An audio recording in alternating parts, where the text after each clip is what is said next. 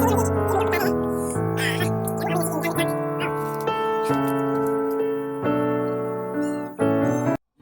marupsa ngasidi ay chak chaba horage aisi ngasigi vlog si lapugi manada chak chagadabni yengusida sida thiraga pukham ni mayam le do ngasidi pukham ai lorroi do si lapuda ai chak thiraga lapu manada ai chak hauji thiba horage chak chagadabni ai ngasidi si yengminnasi ko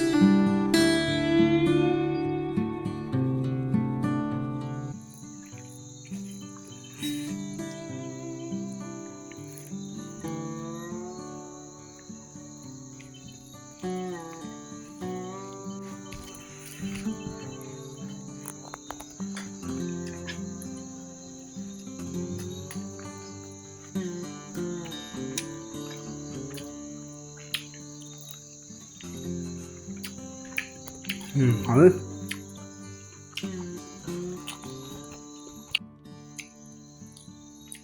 Hay guys, chak chaba yam hawe. Ngasi hinjang si yamuk hawe.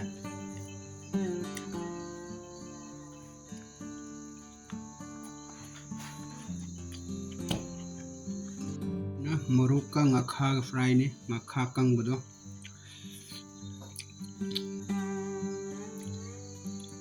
Hawe ngakha kang bawa.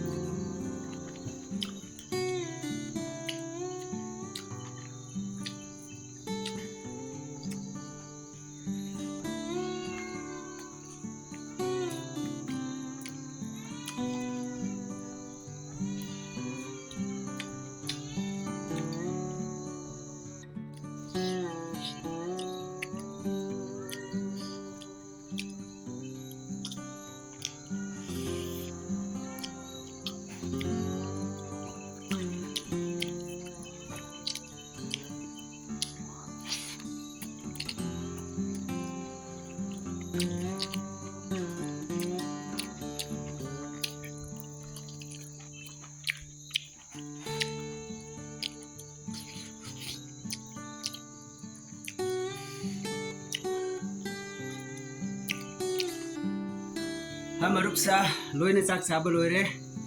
kyamu hawi yengu si yam sengre se sengi ko yengu si yam sengi hojik si hundok patare ha kyamu hawi ngasi gi hinjang ga chak wow